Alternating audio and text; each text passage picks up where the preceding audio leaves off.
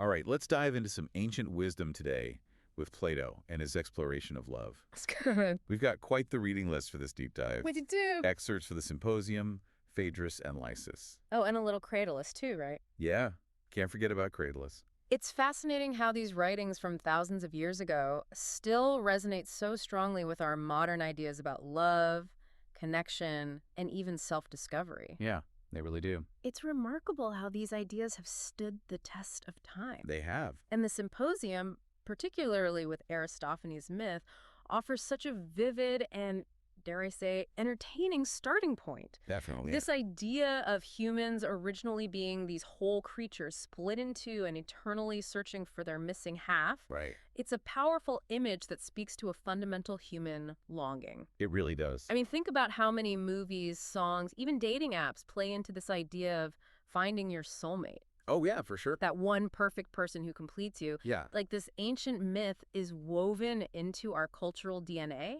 Exactly. And what I find so compelling about Aristophanes' myth is how he sets it up. Oh, how so? We're not just talking about some abstract philosophical concept here. Okay. He places it within the context of a dinner party, a symposium, Right. where everyone is enjoying themselves, the wine is flowing. Oh, nice. And then he introduces this wild story with these powerful, round beings with 2 faces, 4 arms, and 4 legs Wow. who dare to challenge the gods. I have to admit, the image of these round humans rolling around is pretty hilarious. It is, right. It's like something out of a sci-fi movie. Totally. But it makes you wonder, Yeah. did Aristophanes intend for this to be taken literally, Yeah. or is there a deeper meaning behind this outlandish imagery? That's a great question. That's a question scholars have debated for centuries. Oh, wow. While it's likely that Aristophanes intended a degree of humor and satire, Okay. the myth's enduring power lies in its symbolic representation of our innate desire for connection. Yeah, I see that. Remember, these whole beings were split in two as punishment for their hubris, Right. leaving them forever yearning for their other half. So it's not just about finding someone to complete you, Right. but also about overcoming that sense of lack, that feeling of being incomplete. Exactly. It makes you wonder, is this yearning for wholeness something we project onto others? Yeah. Or is it something we need to cultivate within ourselves? That's the heart of the matter, isn't it? It is. And Plato doesn't leave us hanging with just Aristophanes' perspective. Okay. He introduces a counterpoint through Socrates, Socrates. who offers a very different view of love, Interesting. one that transcends the purely physical realm Okay. and emphasizes the pursuit of knowledge and virtue.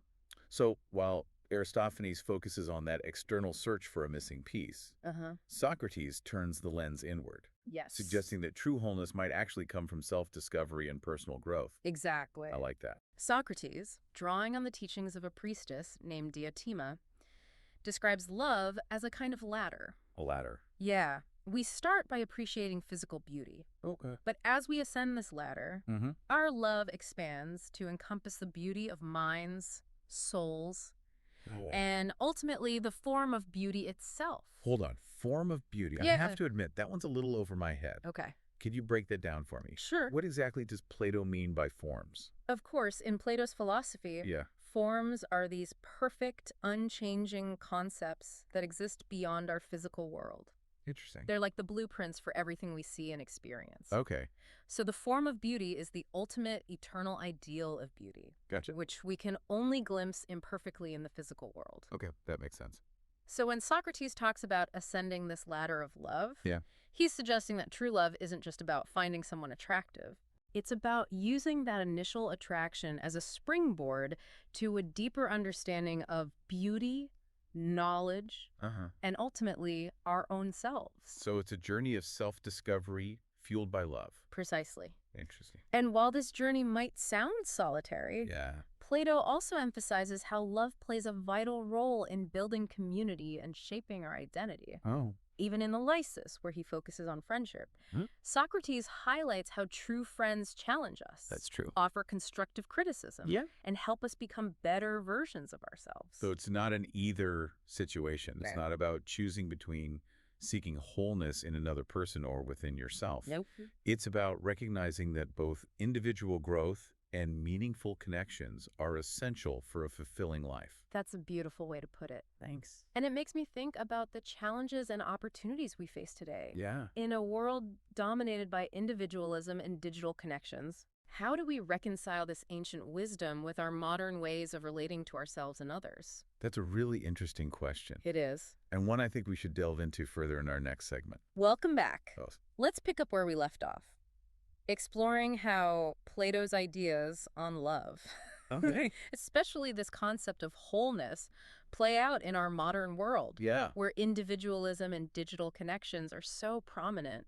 It's definitely a fascinating contrast. It is. On the one hand, we have this ancient myth about humans desperately seeking their other half, Right. this yearning for unity. Yeah. And on the other, we have a culture that often celebrates self-sufficiency and independence. It's a paradox, isn't it? It is. And technology adds another layer to this complexity. Oh, how so? We have dating apps promising to connect us with our perfect match, Right. a digital manifestation of that ancient yearning for a soulmate. Yeah. Yet at the same time, technology can also contribute to a sense of isolation and superficiality in relationships. It's like we're bombarded with so many options. I know, right? So many potential connections So many. that it becomes overwhelming. It really does. It's almost as if the abundance of choice Yes. makes it harder to truly connect with anyone on a deeper level. Yes, it's easy to get caught up in this cycle of swiping and scrolling, Oh, yeah. always looking for something better, Yeah. something more. Right. And that constant comparison can undermine the development of genuine intimacy. It's like we're stuck in a perpetual state of longing, never fully satisfied. So how do we navigate this tension? Wow.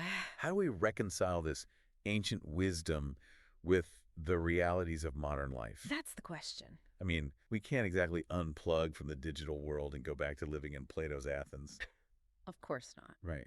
But perhaps Plato's insights can offer guidance, Oh, a framework for navigating this new landscape. I like that. Remember Socrates' emphasis on the ladder of love? Yeah. It's not just about finding someone who completes you, but about using those initial sparks of attraction to fuel personal growth. Right. It's about using love as a catalyst for self-discovery, for understanding beauty, knowledge, and ultimately ourselves. Exactly. I see. And this idea is particularly relevant in the digital age. Oh, how so? Instead of getting lost in the superficiality of online profiles and fleeting interactions, Right.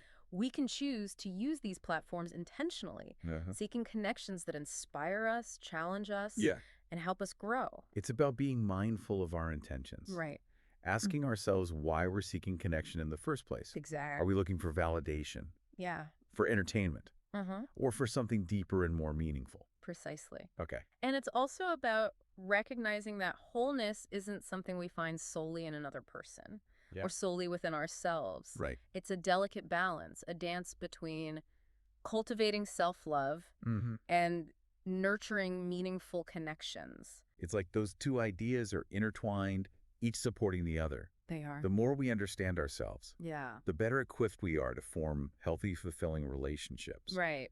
And the more we experience genuine connection with others, Yes. the more we learn about ourselves. That's a beautiful way to put it. Thanks. And this interconnectedness also speaks to Plato's emphasis on community. Oh, okay. How so? He believed that love, in its various forms, has the power to inspire virtue and build a more just society.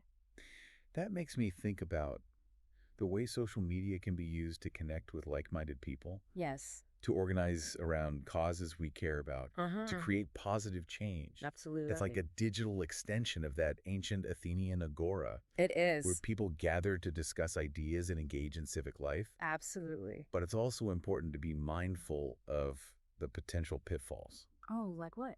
Social media can create echo chambers, Oh, yeah. reinforcing our existing beliefs and limiting our exposure to diverse perspectives. That's true. So it's about using technology wisely, Yes. seeking out communities that challenge us to think critically, Right. to expand our understanding, to grow as individuals and as a collective. Yes. And perhaps this brings us to another crucial point that Plato makes, Okay. one that's often overlooked in our quest for wholeness and connection. What's that? Remember Alcibiades, Alcibiades. the Athenian general who crashes the party in the Symposium? Ah, yes, Alcibiades. Yes, He always seemed like a bit of a wild card. he was. What role does he play in this philosophical discussion on love? Well, his arrival is quite dramatic. Okay. He's a bit drunk, full of passion, Yeah. and he disrupts the carefully constructed philosophical arguments Oh, wow. with a very personal, very heartfelt speech. Interesting. Instead of praising love in the abstract, Okay. he delivers a passionate encomium to Socrates himself. He basically says, Yeah. forget all these lofty theories about beauty and wisdom. Uh-huh. Socrates is the one who embodies true love for me. Yes. He challenges me, inspires me, Mm. makes me want to be a better person. Right.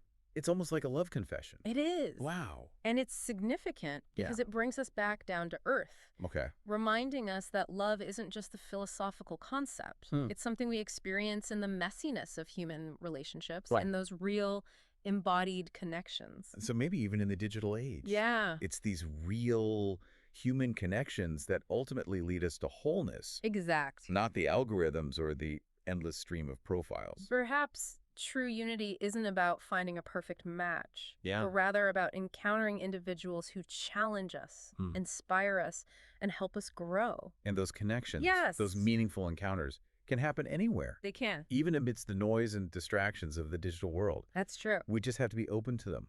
Exactly. And that openness, that willingness to engage deeply with ourselves and others is perhaps the most enduring lesson we can glean from Plato's exploration of love. Well said. Thank you. It seems we've come full circle. We have. From the mythical yearning for a lost whole to the very real impact of individual connections. Yeah, It's incredible how Plato's ideas continue to resonate thousands of years later, they do. offering guidance for navigating the complexities of love in any era. Indeed.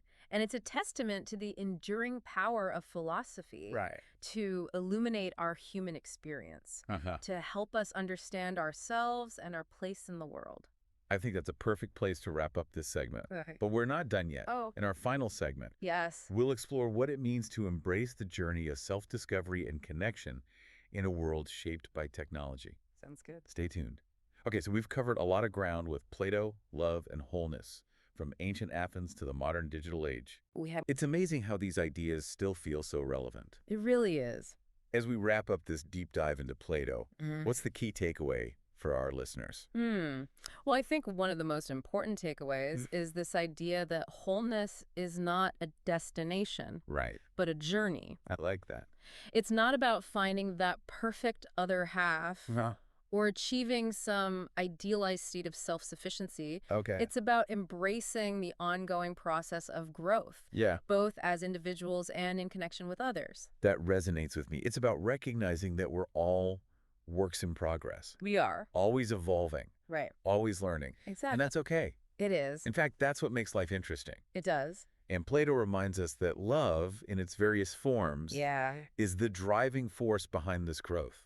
It is. It's the spark that ignites our pursuit of knowledge, the bond that strengthens our friendships, Okay. and the inspiration that compels us to contribute to something larger than ourselves. So it's not about choosing between self-love and seeking connection. Right. It's about recognizing that both are essential for a fulfilling life. Precisely. And that brings us to another crucial point. Yeah, what's that? The importance of intentionality. Intentionality. Okay. In a world saturated with information and opportunities for connection, Right. it's easy to get swept away by the current, I know, right. to become passive consumers of the digital landscape. Yeah. But Plato challenges us to be more deliberate, Okay. to make conscious choices about how we engage with technology and with each other. So it's about asking ourselves, Yes. why am I seeking connection? What kind of relationships do I want to cultivate? Yeah. How can I use these tools to foster growth, both for myself and for my community? Exactly. And that intentionality extends to our relationships with ourselves. Okay. It's about cultivating self-awareness, understanding our strengths and weaknesses, Right. and striving to become the best versions of ourselves. So it's not just about finding the one, No. but about becoming the kind of person who is capable of loving deeply and wisely. Exactly. And that journey starts within. Absolutely. I see. And as we cultivate this inner wholeness, Yeah? we become more capable of forming healthy, fulfilling relationships with others. Okay. It's a beautiful cycle. It really is, and I think that's a powerful message, Yeah, especially in a world that often feels fragmented and disconnected. it does. Plato reminds us that we're not alone in this journey. Right. We have the power to choose love, Yes. to cultivate connection, Uh-huh. to create a more beautiful and just world, Yeah. one relationship at a time. Well said. And perhaps that's the most enduring legacy of Plato's philosophy. It is. The reminder that love is not just a feeling, No. but a force. Yes. A force that has the power to transform individuals, communities, and even the world. Beautiful. And that's a beautiful note to end on. It is. Thank you so much for joining me on this deep dive into Plato's world. It was my pleasure. And to our listeners, thank you for joining us. Yes, thank you. Keep seeking, keep connecting, and keep loving. Absolutely. Until next time.